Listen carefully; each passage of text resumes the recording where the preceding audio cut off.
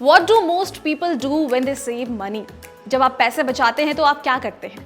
आप अपने आज के डिजायर को खत्म कर लेते हैं सो दैट आप कल एक बेहतर लाइफस्टाइल जी सकें। लेकिन आज की दुनिया में बट टुडे सिचुएशन ऐसा हो चुका है कि credit card, EMI schemes, loan जो है बस एक क्लिक पर मौजूद है और ये हमें यह फ्रीडम दे रही है कि अपने डिजायर को हम आज ही फुलफिल कर ले। हम बहुत ही कंफर्टेबल हो चुके हैं डेट लेने में, यानी कि पैसे उधार लेकर अपने डिजायर को फुलफिल करने में, और इन सभी चीजों की वजह से आप एक ट्रैप में फंसते जा रहे हैं और इसके बहुत सारे कॉन्सिक्वेंसेस आपको झेलने पड़ सकते हैं। तो दोस्तों, आज हम इसी ट्रैप के बारे में बात कर रहे हैं जिसका नाम है डेट ट्रैप। डेट ट्रैप क्या है, आप इससे कैसे बच सकते हैं, जानेंगे इस वीडियो में। नमस्कार, मेरा नाम है रिया और आप देख रहे हैं इंडियन मनी का हिंदी यूट्यूब चैनल।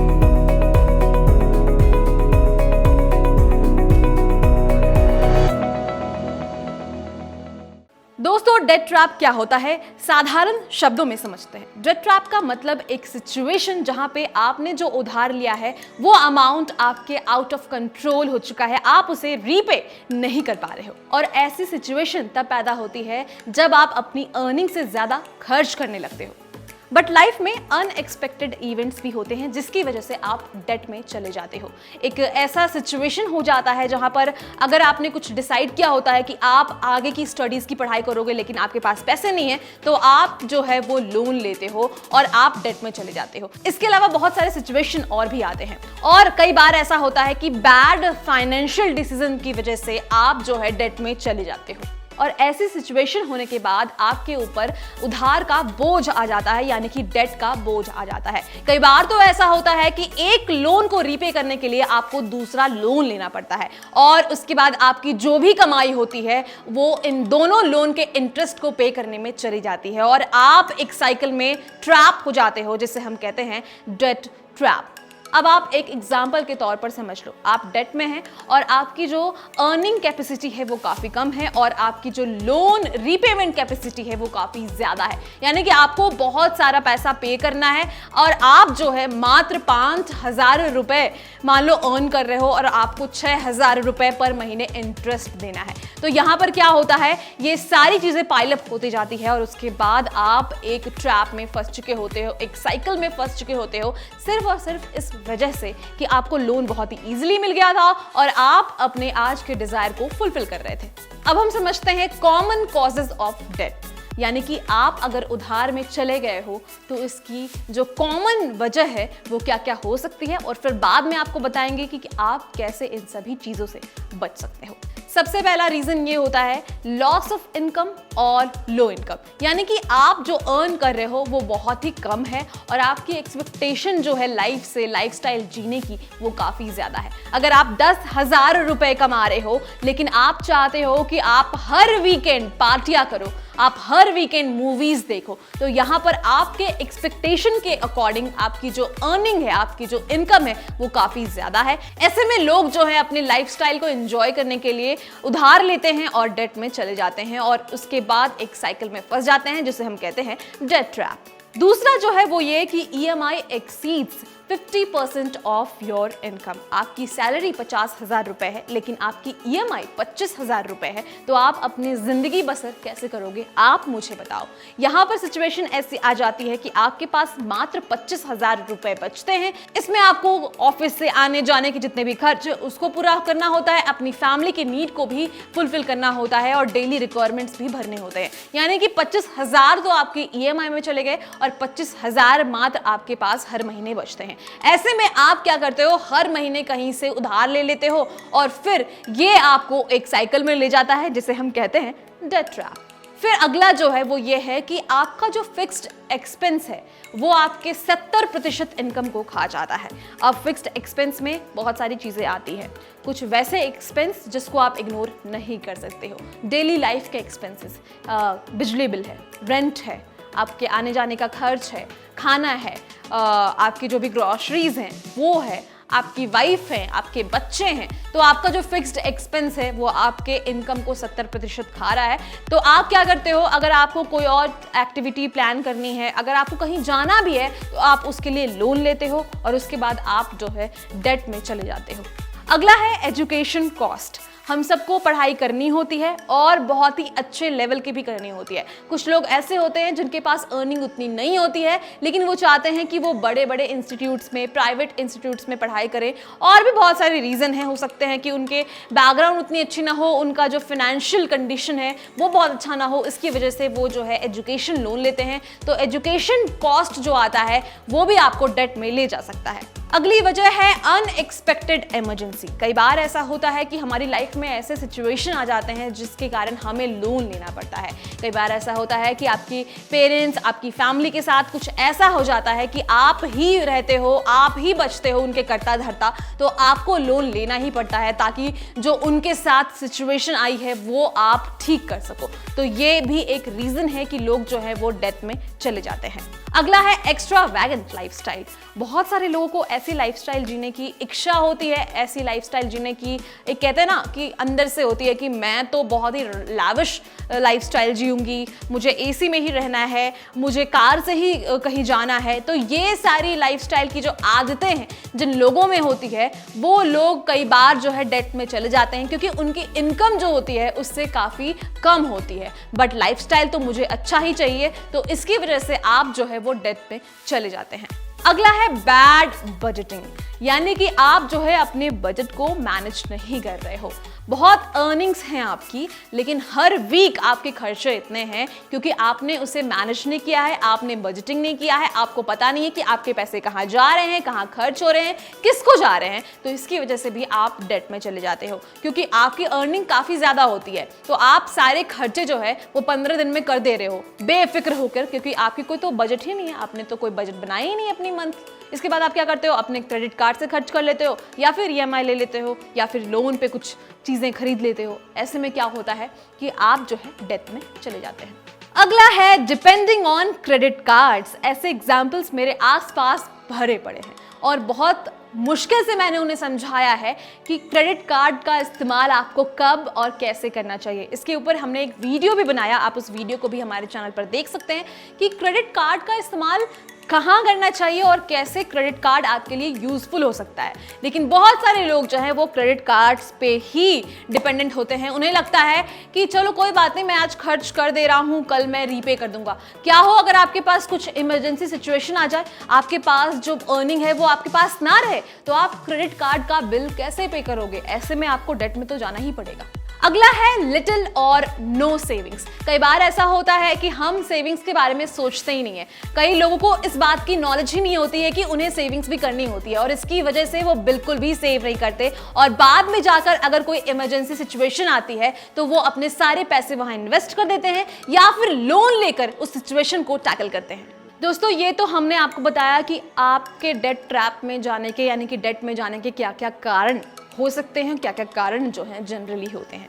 अब हम बात करेंगे कि आप कैसे डेट को अवॉइड कर सकते हो, इस ट्रैप में फंसने से खुद को बचा सकते हो। तो सबसे पहला आपको करना है कि आपको इशू को आइडेंटिफाई करना है। जो भी इशू है, जो भी कंसर्न है, उसको आप अच्छे से समझिए, उसको कंसिडर कीजिए और देखिए कि आपके हाथ में क्या क्या चीज़ें हैं और सही फ्यूचर प्लानिंग के साथ, सही फाइनेंशियल प्लानिंग के साथ आप उसको टैकल कीजिए। हो सकता है कि वो आपके सिचुएशन में हो और आप इस इशू को इजीली खत्म कर सके आइडेंटिफाई करके। तो जो भी सिचुएशन में आप जाएं, आपको इशू आइडेंटिफाई करना है। कई बार ऐसा होता है कि हम सोचते नहीं है, देखते नहीं है कुछ और बहुत ही जल्दी रिएक्शन, बहुत ही जल्दी उस पर स्टेप ले लेते हैं, इसकी वजह से हम डेट में चले जाते हैं।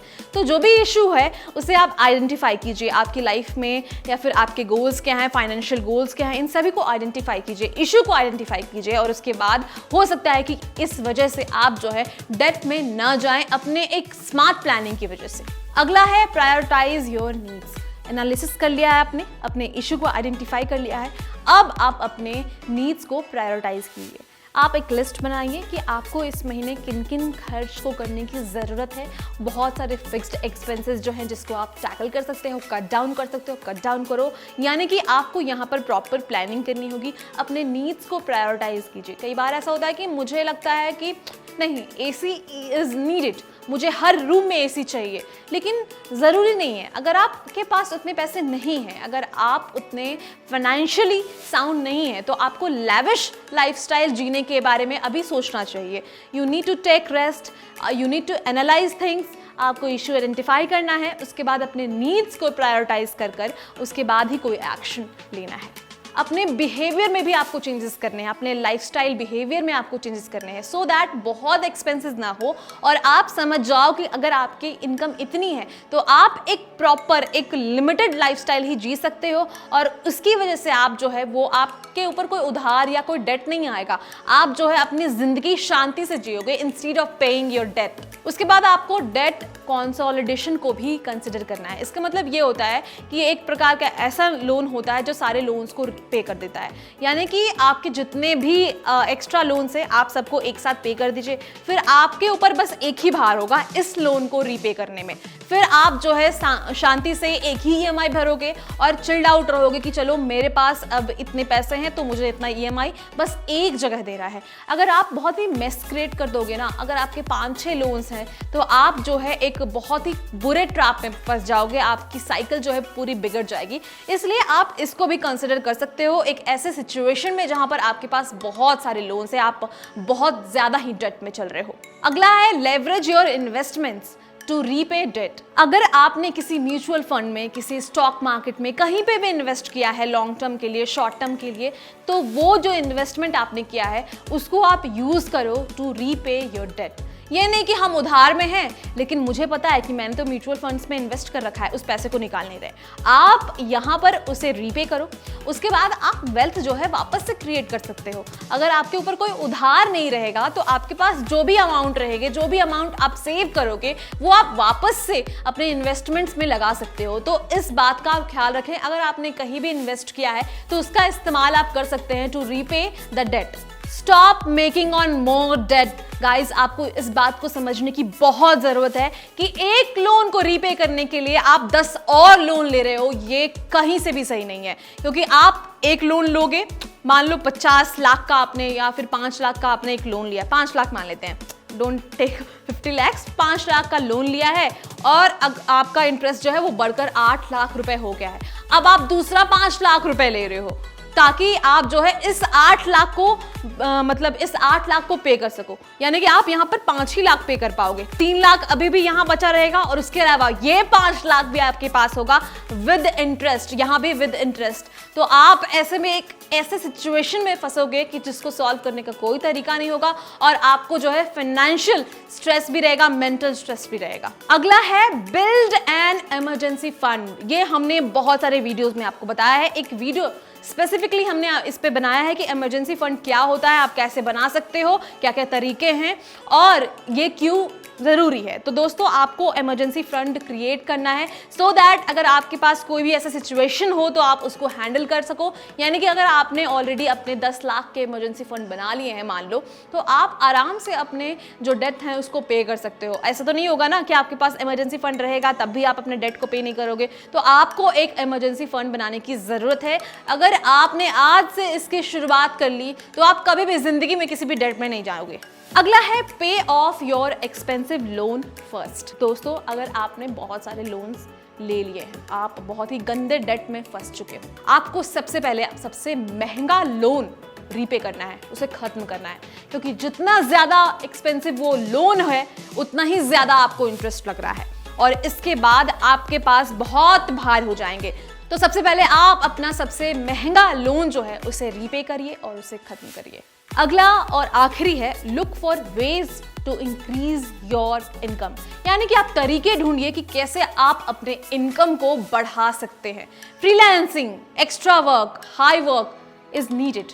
अगर आप उधार में हैं तो आपको ये नहीं सोचना है कि मैं बस इतने ही लिमिटेड टाइम के लिए काम करूंगा और जितनी अर्निंग्स आ रही है उससे काम चला लूंगा।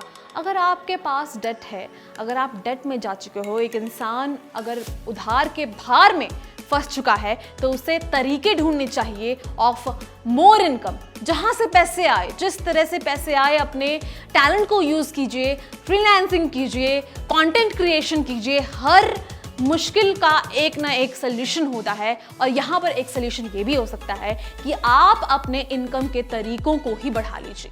अगर आप 50,000 रुपए महीने कमा रहे हैं एक 9 to 5 जॉब से, तो आप 10 से 12 यानी कि आप रात के 10 से 12 को यूज कीजिए या फिर आप एक ब्रेक लेकर 8 से 10 का टाइमिंग यूज कीजिए, उस बीच में आप फ्रीलांसिंग कर सकते हैं। अब तो वर्क फ्रॉम होम जॉब्स भी मौजूद है जहां पर आप फ्रीलांसिंग कर कर पैसे कमा सकते हैं। बस आपको बहुत मेहनत करनी होती है उसे ढूंढने की, और उसके बाद जब आपके पास ये आ जाता है तो आप इजीली एक्स्ट्रा इनकम कर सकते हो और उससे अपने डेट को पे कर सकते हो। और आपके पास एक जो है एक कह सकते हैं ना उसे कि कंफर्ट हो जाएगा फिर कि चलो मेरे एक्सपेंसेस के लिए इतने पैसे जो मेरी सैलरी से आती है और मेरे डेट के लिए इतने पैसे जो मेरे एक्स्ट्रा इनकम से आ रही है। तो this is how you can manage your debt, और इस तरह से आप जो है अपने डेट ट्रैप से दूर हो सकते हैं, डेट को अवॉइड कर सकते हैं।